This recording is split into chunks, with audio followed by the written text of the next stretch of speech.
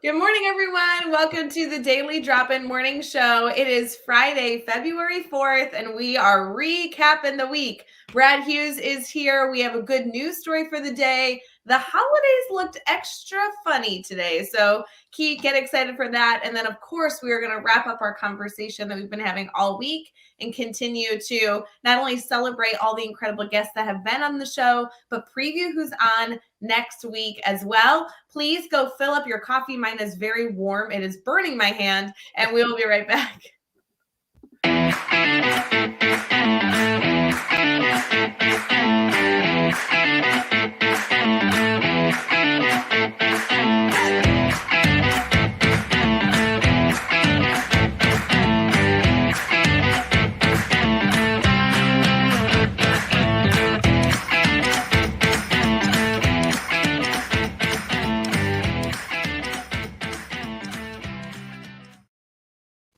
Morning, everyone. Happy Friday. Brad Hughes, how are you?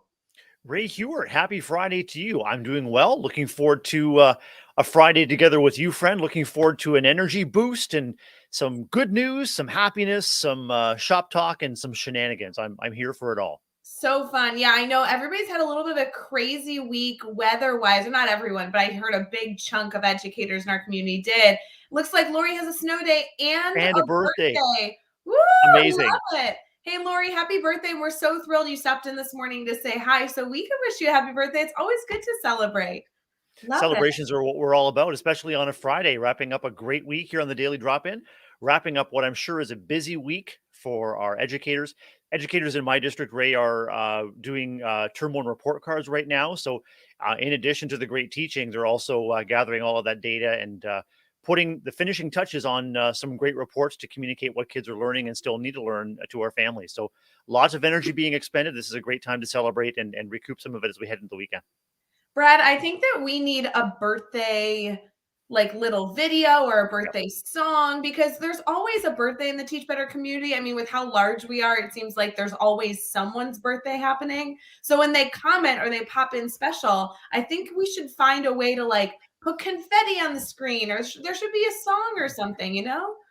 Ray, I guess I'm a little bit disappointed that our production assistants, our Teach Better production assistants, haven't yet rigged the overhead ceiling confetti or the balloons to pop down or the light show. We're still working on that. We've got some union issues with our PAs at this time, and I can't go into details, but we'll get things worked out, right? You know, they did make my coffee too hot this morning, so I think we're just struggling all around. It's Kyle's birthday too. See, Andrea, tell Kyle we say happy birthday. Okay, I will say good morning, everyone. I will say, Brad, there's some features on our end, on the back end. We stream through a company called StreamYard, Yeah. and this new feature is that you can play music in the background while we're still talking. So maybe like this one, I don't know what any of these sound like, just to confirm. But one of them here is called Dance Pop. Maybe that's like a birthday tune. Let me click it. What is this one, do you think? Here we go. Dance Pop. I'm not. Up. Slowly. I don't think this is upbeat enough. The slow build. No, it's good. Slow build. It's coming. Here we go. Is that like. Drop it. Yep. We need something like that for Lori. We are committing to figuring it out. You are our birthday inspiration. Good morning. Good morning. Lori and Kyle, I think this is our real opportunity to dig into the Teach Better sound files and house music. Exactly, Andrea. We can have our own curated house music here with DJ Rae and MC Brad, and we can have a dance party to celebrate. But I think we'll dig into the DDI sound files, Ray, and just have some, some of the. I'm thinking sounds like birthday blowers and streamers and the noisemakers. We'll find them. I love it. I love it. See, just, you know what? This will be our fun little focus for the week or the day and the weekend. So we'll figure it out, Lori. We'll have a birthday celebration for you. That'll be so fun. I love that. Brad, how was your week? I know you guys had a snow day yesterday, right? Yeah, we did. District schools were closed. School buses were off the roads yesterday, Ray. We've had sort of a 2-day snow event here in Southern Ontario. And I know that weather event is shifting east to our eastern states.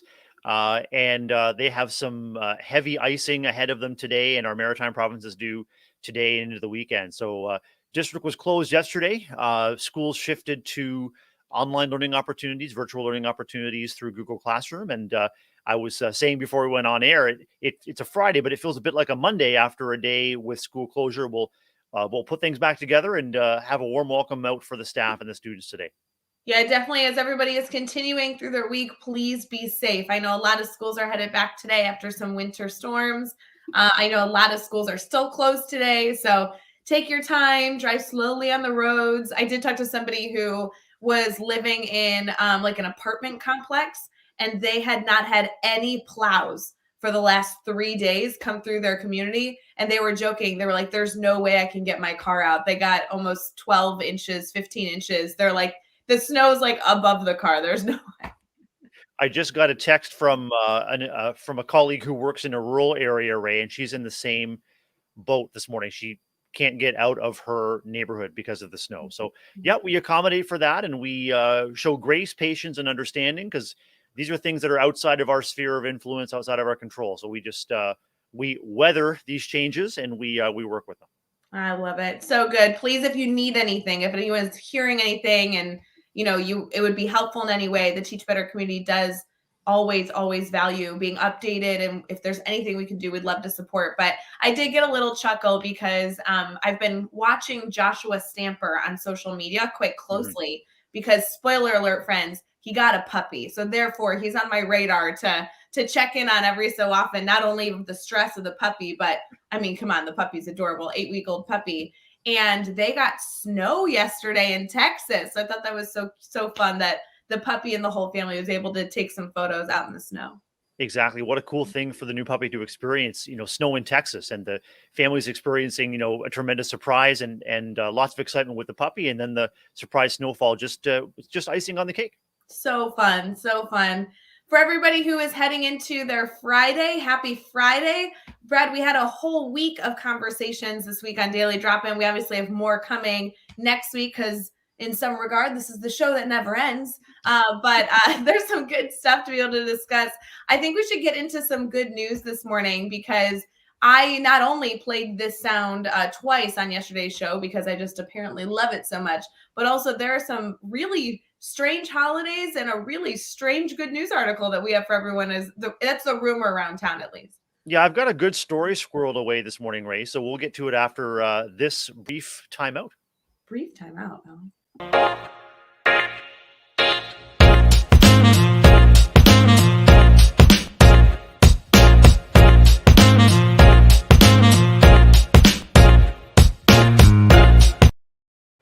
Morning, everybody. We are thrilled to welcome you to your morning. It is Friday, February 4th, and as you are getting up, brushing your teeth, maybe heading into work, we're thrilled to be a part of your morning. Or if you are listening to this after the fact, maybe it's a recording on YouTube you're watching after the fact, or you're listening on your drive home at Teach Better Talk podcast.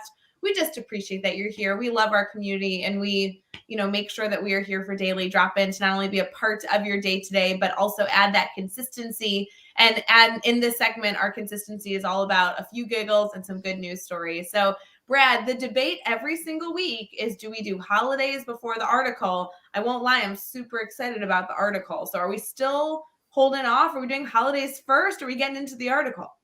I like the rhythm of our holidays and article every Friday, Ray. That seems right to me. Every day when I ask you that, you break my heart and tell me we got to do holidays first. So that's fine. Oh, I'm sorry. Brad, there are some weird holidays this morning that I think might apply to, of course, our students, which is kind of fun being able to bring some goofy holidays to them as they enter into your classroom. But I will say, I think I can find some humor in these with your family or even with your colleagues today. The first is National Bubblegum Day. How do you feel about bubblegum, Brad Hughes? Anytime I can choose bubblegum, Ray, I will go for it. Right off the shelf into my mouth. Fantastic. I love it. See, and this image with the bubble gum is all the colored little circles that you can get out of the machine. That's always the bubble gum that looks the most exciting to eat, but only has flavor for like 0.2 seconds. That's right. 0.2 seconds later, and it's like, oh, what is this in my mouth? I'm dating myself, but I remember a very influential commercial message by Hubba Bubba when nonstick bubblegum first came on the market. Two bubblegum gunslingers faced off on a dusty road in a ghost town, and the gunslinger that was eliminated left with a mess of bubble gum all over his face, to the delight of the old coot who had the nonstick bubble gum. And I'm not sure if you remember, but the name of that gunslinger that was defeated was Lockjaw, and he was so hard to chew. The old coot said, "Lockjaw got Rockjaw," and then Hubba Bubba was born. That is a great reminder that we need to go Google that, because I have no idea what you're talking about. But maybe people in the comments do, Brad. I mean, you are always giving us such good stories that I'm like, oh, I can visualize it. I just have no idea what you're talking about. Yeah, and it's also, I mean, I appreciate you being willing to, hang out with an elder on Friday mornings, Ray. Oh, That's all. I mean, just the companionship, the company. When you get to my age, it really is a gift. So I thank you for that.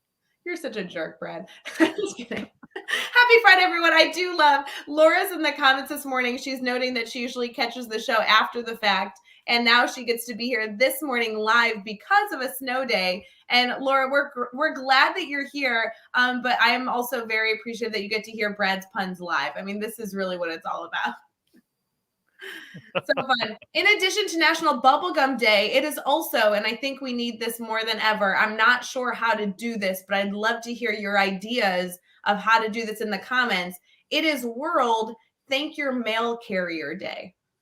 And I would love to hear how everybody around our communities has maybe an idea of how they can thank their mail carrier, whether you're able to do it today, or maybe you can put it on the to-do list with a little bit of preparation this weekend, put on your to-do list for Monday. But what can we do to add that extra bit of thank you to our mail carriers? That is definitely something earned and something worth taking some time to consider. Brad, do you have any ideas on how we can do that?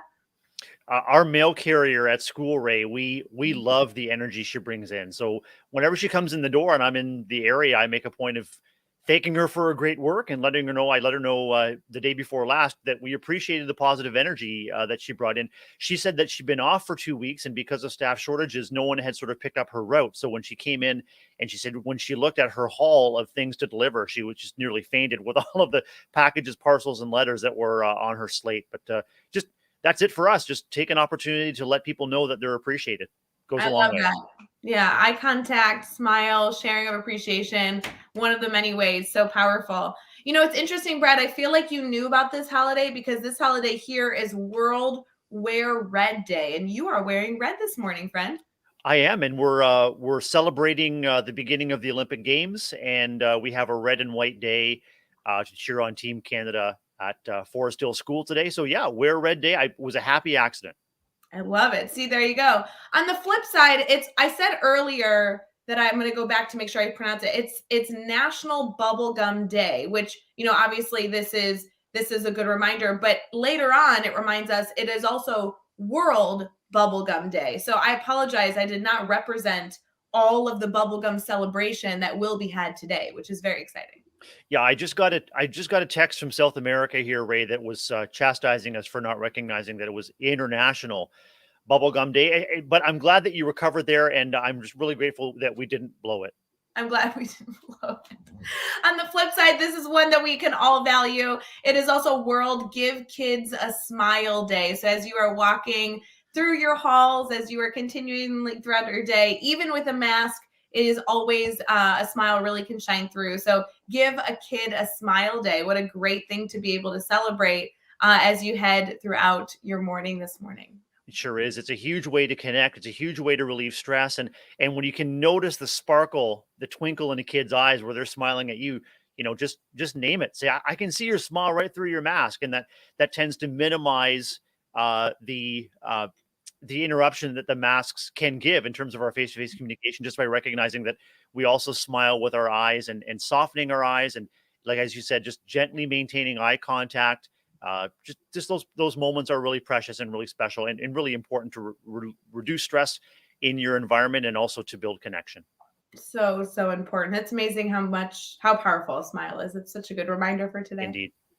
Brad, we have a good news story that I heard was combining my two ultimate favorite things, which is squirrels and space. Is that true? It's true. And I've got quite a tale to share with you about, it involves ground squirrels. And the headline is, what wintering squirrels can teach astronauts. And I'm really nuts about this story, Ray. I'll get right into it from goodnewsnetwork.org.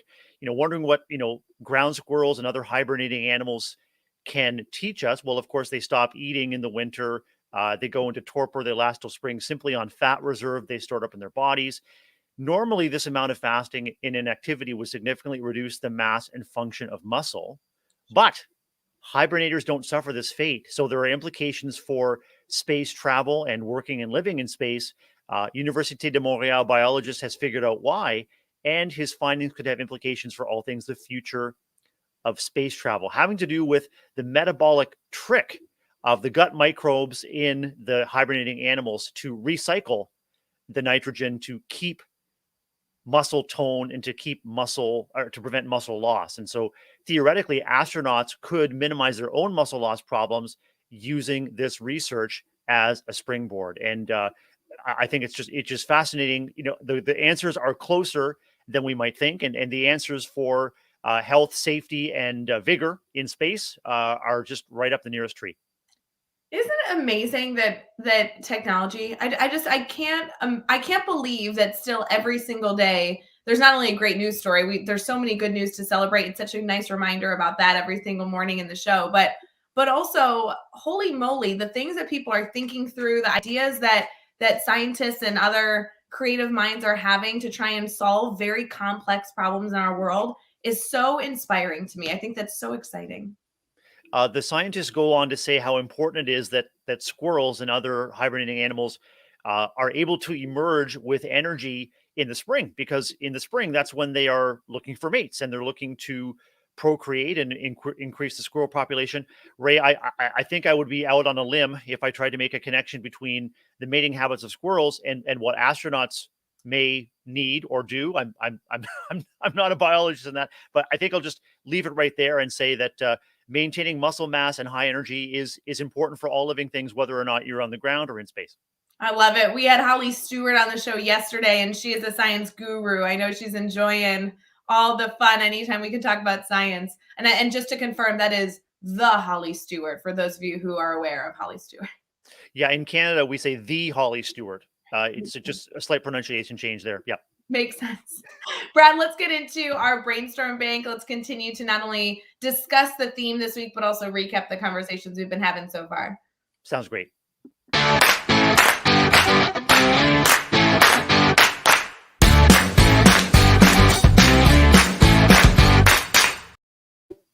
Good morning, friends. We are thrilled that you are joining us, whether you're joining us live, which we always appreciate. There's been so many comments this morning, and we love it. Good morning to everybody that's here. But also, if you're watching after the fact, we appreciate you. We're so appreciative that our community chooses to be active, not only in the daily drop-in morning show when we're live, but also just as you continue throughout your day when it's convenient to be able to come together with this community and maybe giggle a little bit, have some food for thought, some reminders about how we can continue to be better today than we were yesterday and better tomorrow than we were today.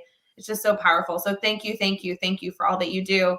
Brad, this is a time that we get to do every single morning with our brainstorm bank, where we get to ask our community if they need anything. It's a great time to add questions or comments into our live stream, into our live chat, but also discuss our weekly theme. What were your thoughts on this week's theme? This week's theme: reinvigorating parent and caregiver communication, and that stakeholder communication is key to student success, and it can also be a key, Ray, as was revealed with a number of our guests.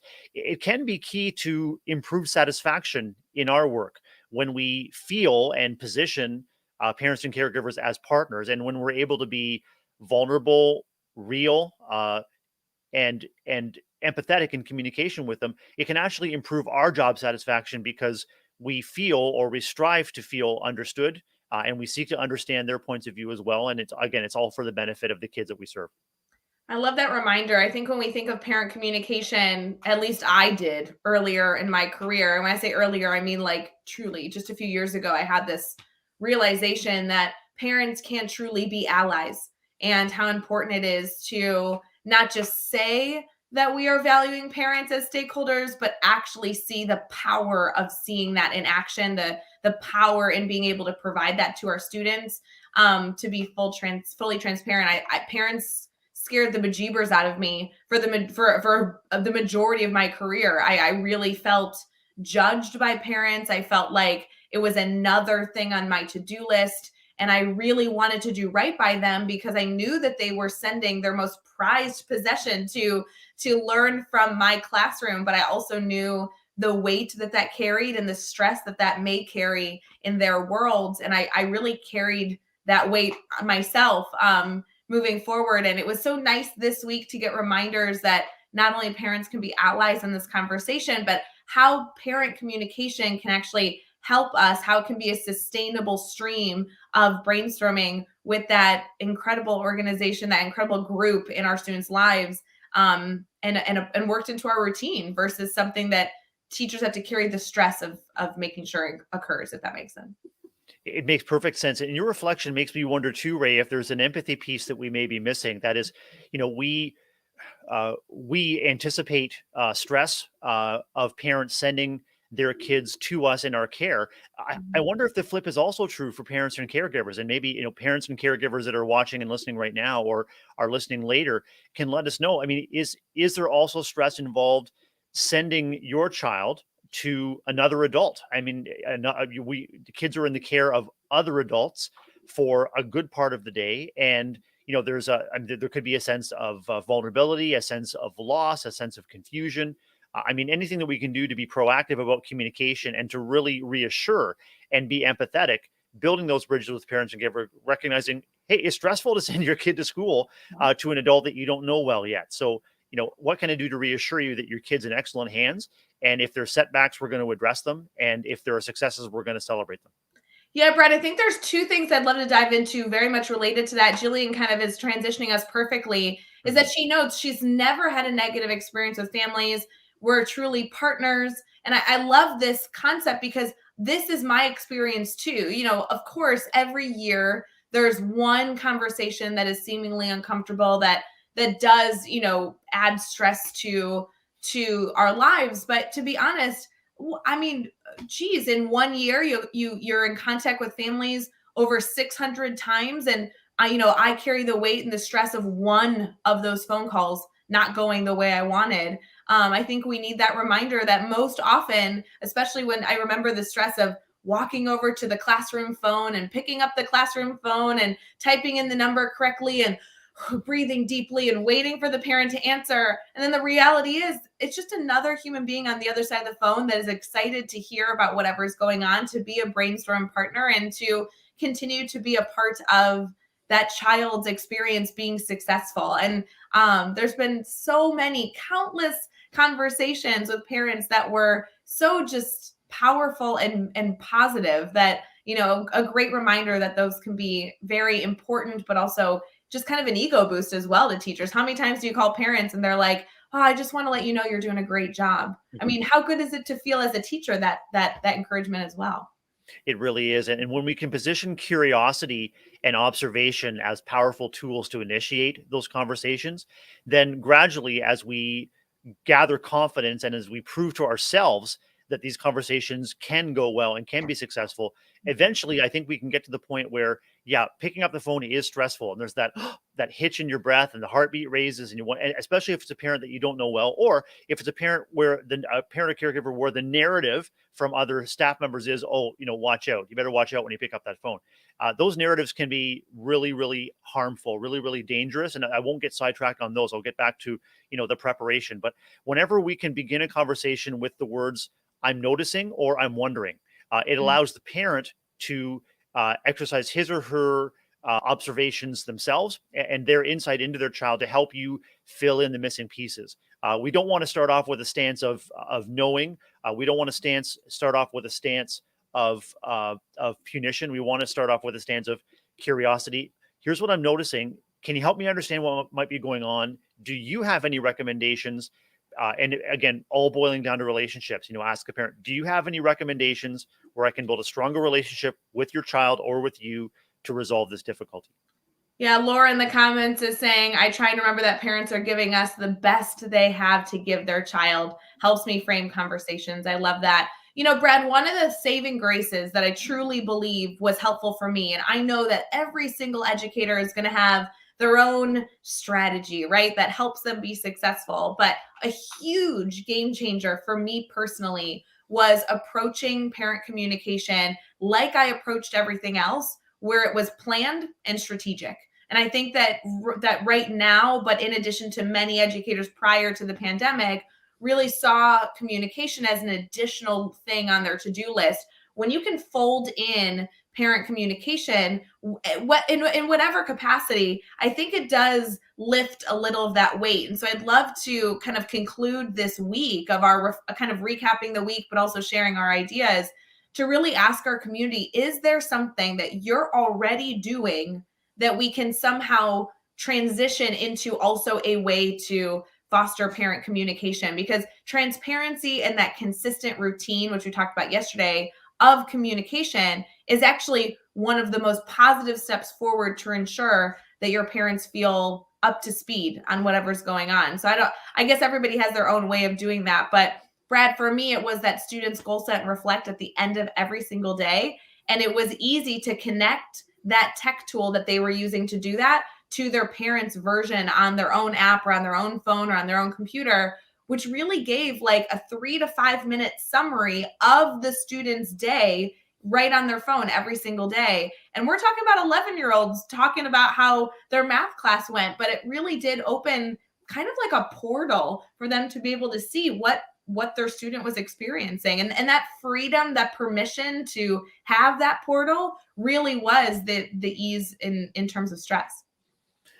Rich possibilities are just going through my mind as you talk about that, Rae. I mean, the possibility for your 11-year-olds to consolidate their learning in written form for a specific audience at the end of the day, huge opportunities there. Positioning children as the gatekeepers, the conduits of the communication between home and school. So it reduces the pressure of teacher and parent, or even teacher versus parent. And let's face it, I mean, in the best of times, if we have gaps in communication, only a few people will fill in those gaps with the best assumptions, the assumption that everyone is doing the best they can. In stressful times, in critical times like this, people will fill in missing information with assumptions, often false assumptions, and worst case scenarios. And then by the time you pick up the phone, you're unaware of it, but the emotions are inflamed already. There's been a lack of communication, maybe not intentional on your part, but it's not what we intend, it's what the impact is. And frequently the impact is people will fill in gaps in information with worst case scenarios or false assumptions. And then the risk is that if we do not communicate proactively, then we are contributing to a culture where that is the norm in your class community, and almost every interaction can be fraught with tension in spite of our best efforts to do just the opposite. Brad, it's so interesting. You've shared so much, but something that you noted specifically was using our students as a conduit, the gatekeeper of that communication. You and I have had this conversation a few different times in Admin Mastermind around the concept that sometimes we need to teach our audience how to do something where we see it successful. I think teaching our students how to communicate with parents, giving them the tools to be successful, is a part of that. For me at the time, it was using a technology tool where they were reflecting either in a typed form, in a written form, or in a video, which I always loved when students were able to make a video of themselves that went to report to their parents in that moment. So it's the most authentic snapshot because it literally just occurred and we're getting their thoughts and opinions right then and there. Another option is to have them, fill out some sort of template to practice, 8 hours from now, when I describe this to my parents, how can I describe it most authentically? More often than not, we send our students home and the parents say, "Hey, what'd you do today?" And the kid says, "Nothing." And, we haven't necessarily prepared them to be able to answer that question with success and with great detail. So, some of those, again, structures that we can put in place to help everybody be successful is always wonderful. I love the comment that you showed about Brian making positive phone calls. Shout out to those positive phone calls. Holy moly. Those are always wonderful to do. Great challenge for yourself, Brian. Rae, I was thinking about the way that your communication routines primed kids to be excited to share more at school. And so again, so many rich things are happening. You're preparing your kids for success, and you're preparing your kids for positive communication about school when they get home. The other thing that, as content creators ourselves, bloggers and creators of, podcasts and other content, I we believe that we write and speak our worlds into existence. And so you're giving your kids an opportunity through writing, through language, through reflection. You're actually building an inner soundtrack of positive affiliation with school, and you're also building a positive self-concept about what they're learning, how they're succeeding, and finally, you're empowering them to be able to communicate their successes and to do goal setting. All like, okay, that's brilliant. That's brilliant. Love it. Yeah, I'm excited to hear everyone's version of how they can maintain and sustain parent communication. And this is a great time to refresh. I mean, Brad, I was just talking to an educator yesterday in a meeting that just very forwardly was like, February is the worst month in school. And I think the reality is that every educator has their own month that they feel might be the most stressful. But regardless, this year has been incredible with the roller coasters that we've been down. And I think it can be daunting to look at maybe a month that we already have this label, preconceived notion to say February is going to be terrible, but we're reflecting on January. Maybe January was extra challenging. So that doesn't give us much hope. And if we can look at our routines, the fundamentals of our classroom, and make sure that those pillars are strong, I think it gives us a little glimmer of hope to ensure that we are going to reach a more positive outcome moving forward. I thoroughly agree, Ray. And I often say that hope is a wish plus a plan. So a wish is a little bit of a different thing than should or ought. But if we can identify, as we do goal setting ourselves, as we turn the calendar page from January to February, I wish this aspect of something in our working life or personal life or family life, I wish something was a little bit different, and then match it to a plan. What would it take? What's my best next step to make a small but positive change to turn that wish into reality? Hope is a wish plus a plan. A wish plus a plan. I'm a fan. Right on. Brad, we are going to recap not only our week, but I also want to preview kind of where we're headed next week, in addition to obviously celebrating all the people in the comments sharing Right? their ideas. Comments are fire. My love monitor it. is smoking right now with all the comments. I can't keep up. We do love when you guys are live with us, and we always value your comments, especially your ideas. We know we can't feature every single one of you live on camera with us every day, so being an active participant in the comments and not simply a consumer is always celebrated. So thank you all for being here. We are going to continue to move in this direction as we get into our weekly recap and also our preview for this upcoming week. So don't go anywhere.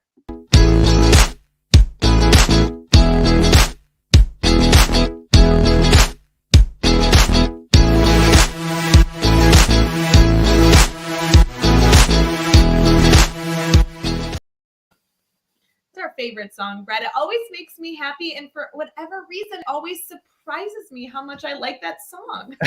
It's incredible. I love it too. In between segments, the camera's off, and I'm just kind of moving. Like it's wrapping up the Friday. It's really good. I'm enjoying it.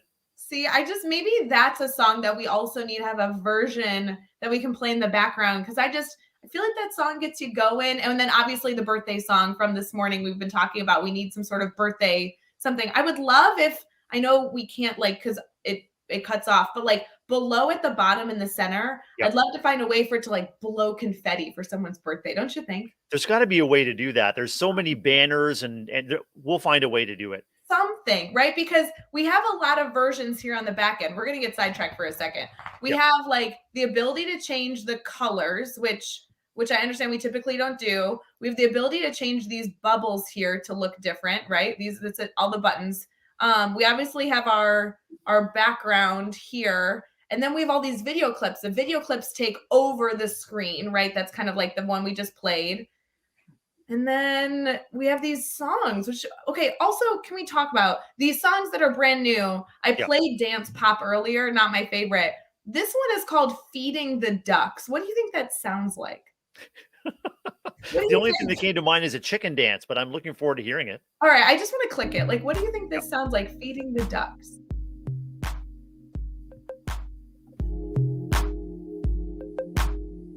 Not my favorite. Not bad. What's rock? Let's do this really quick. Yeah. Rock? Hold on.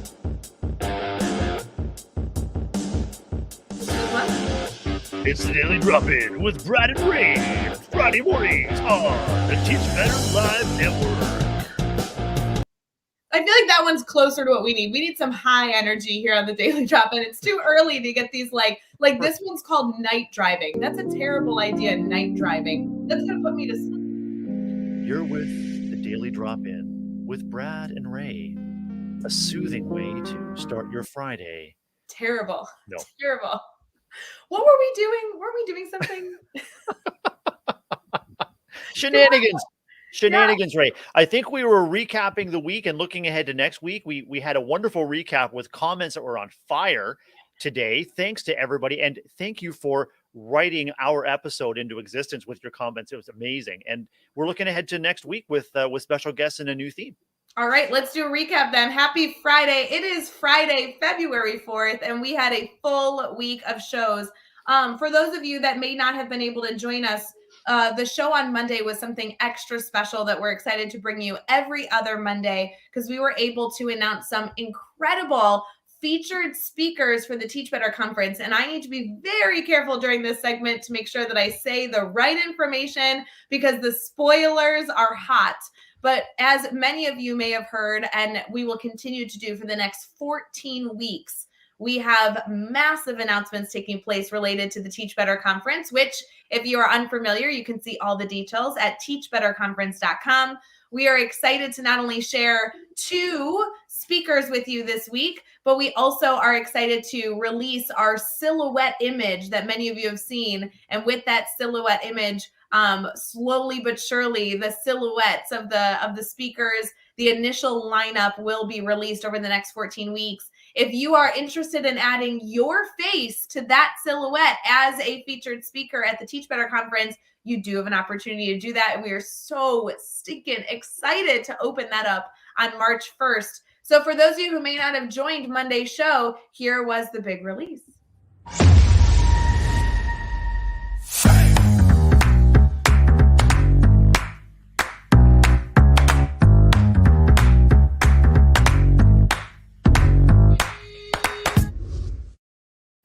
We are so excited to welcome Alexis Shepard and Jed Derryberry as our first 2 featured speakers of the Teach Better Conference. So that was the big thing that we talked about on Monday, Brad.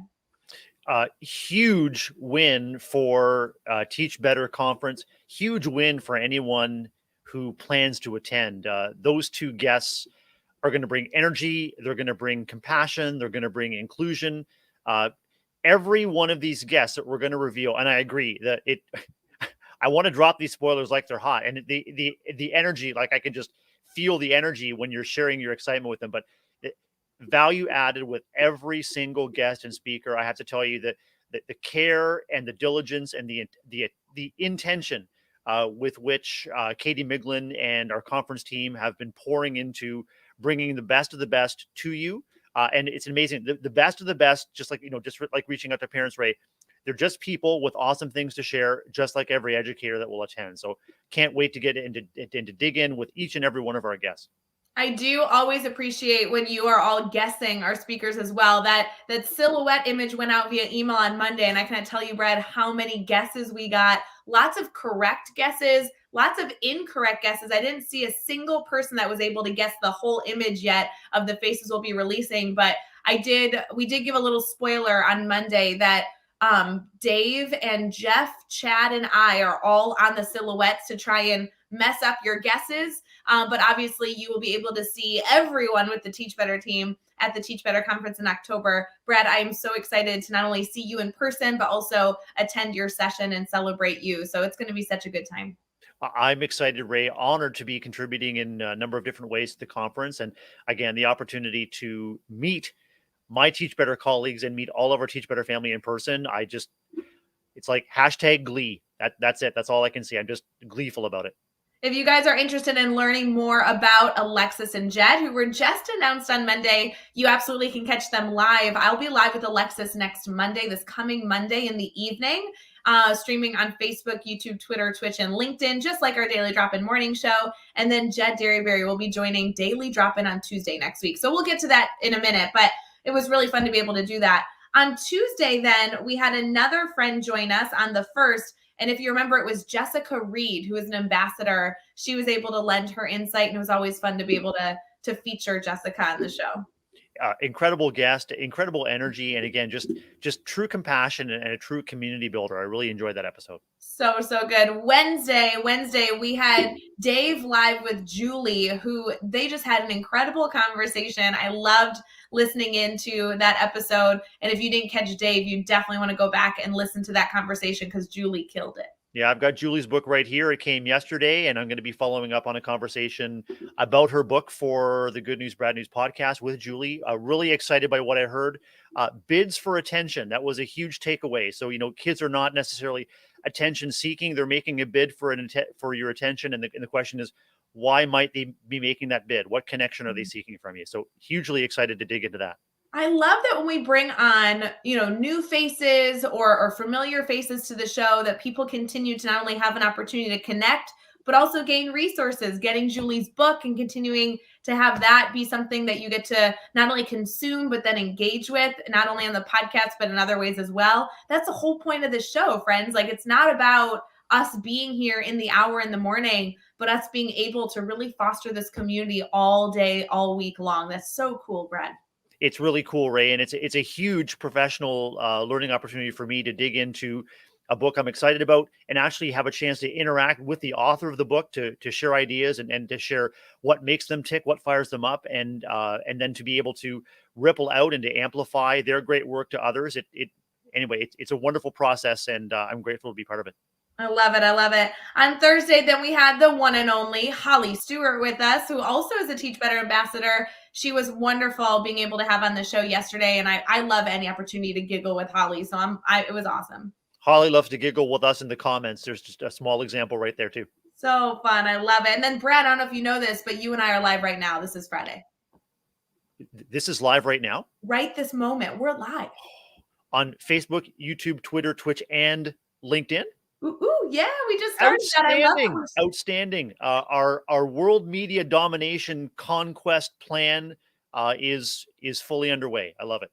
I love it. For those of you who are excited to tune in next week, we obviously have shared that Jed will be with us on Tuesday, but there are other guests joining us as well. Obviously, on Monday morning, the 7th, we will have Jeff Gargas with us as always, and that will be so fun. We will have Jed Derryberry joining us on Tuesday. For those of you that don't remember Jed, he was the one that we had on Daily Drop-In a few months ago, who was just like pulling books from all over. I mean, literally, right. My description of the episode was like, he'd reach up and a book would come. He'd reach to the side, a book would come. He'd reach down, a book would come. It was so funny. So I'm excited to have him back on the show on Tuesday. I would love to see behind the scenes in Jed's home studio there. I imagine there's like a hoop with books just clipped there that he can reach and everything. Maybe he's got a trap door down there. I'm not sure, but it was certainly rich in resources and rich in conversation. And Jed has such a dear heart for learning and for connecting with kids. Can't wait for Tuesday.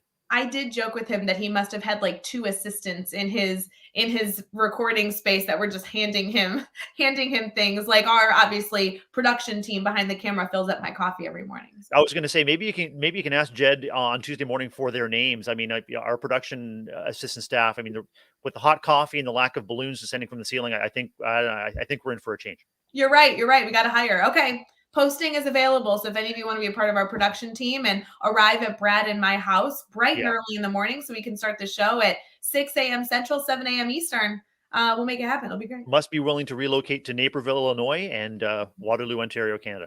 Yeah. I mean, it's not that bad here. I feel like, No.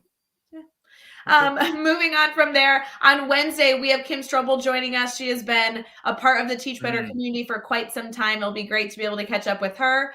On Thursday, we have Robert Dunlap joining us, which will be a wonderful new face to join our community. And then Brad will be live again together on the 11th to kick off almost Valentine's Day weekend, which is exciting. I'm looking forward to another fantastic Friday with you, friend. And it having that energy and anticipation of our Friday daily drop-ins really just helps me sail through the week. So I'm looking forward to it. So fun. Our theme next week, moving beyond parent communication, is something that I think you'll all enjoy. Our theme is do what you love what you do. So I think there's going to be a lot of passion and good vibes next week being shared.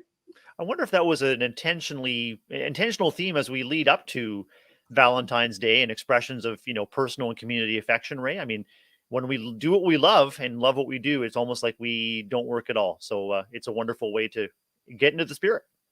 I also always appreciate, I know that we can sometimes find positivity to be toxic if it's shared in a negative way, but I will say I think it's a wonderful opportunity next week we have to remind ourselves and also celebrate our friends' passions, right? It's always we're not saying that every element of your day today is going to be something that you love and enjoy and find satisfaction in, but can we find the silver lining? Can we find the moment in your day that brings a giggle to your day? And can we celebrate that a little bit? Just highlight it. It doesn't necessarily have to change every single component of the day, but make sure we are seeing the passion that does exist, because our teachers, even while struggling, as we all have continued to struggle over the last few years, there are things that we love and we have deep passion for. And it's going to be so fun to be able to ensure that we remember those components and celebrate those components in our friends. 100%. I'm going to be talking with Tim Stevenson, one of our Teach Better podcast network members. I'm going to be talking with him tomorrow for the Good News, Bad News podcast. And Tim strongly believes that those small silver linings are all around us if we simply choose to be intentional about finding them and incorporating them into the spirit of the day. And he also truly believes, Rae, that it's not the what we do, but it's the why we do it. So if you are struggling, Tim would advise take some intentional time to reflect on the good work that you do and why you do it. And not just the whys, but he says also find your who, WHO. Who are the people around you? If you need a lift, who are the people around you that you can learn from and commiserate with? And who are your companions? And I'm very, very hopeful that Daily Drop-In provides that measure of encouragement, support, companionship, and helps people reflect on their why they do what they do and why it's so important.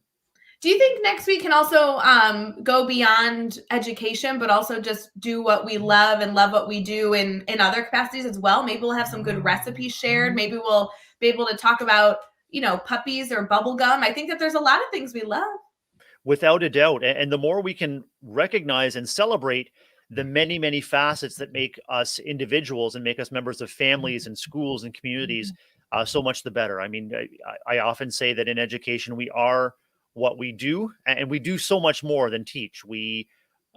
Anyway, I'll just leave it there. We do so much more than teach. So let's be intentional, Rae, next week about celebrating the much more that educators do and provide in their families and communities. I love it. I love it.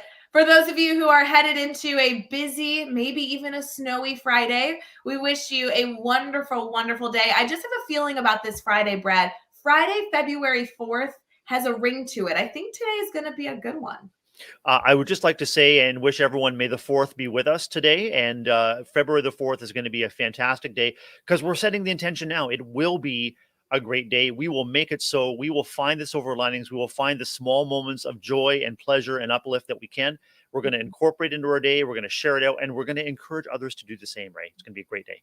I love it. And what did we learn today? You got to eat bubble gum, give a smile, and there was something else. Yeah, something about squirrels and space. Squirrels in space. I think that could be if I have a line into my friends at Disney, I mean, that could be the next great Muppet series, squirrels in space. So enjoy your last sips of coffee. Go enjoy a way to celebrate squirrels in space. And we'll see you on Monday. If you need anything, please feel free to reach out at any point in time. But we're excited for you to have the best Friday ever. And we will be starting again with you bright and early Monday morning, streaming on Facebook, YouTube, Twitter, and Twitch at 7 a.m. Eastern for Daily Drop-In. See you then, friends. See you later.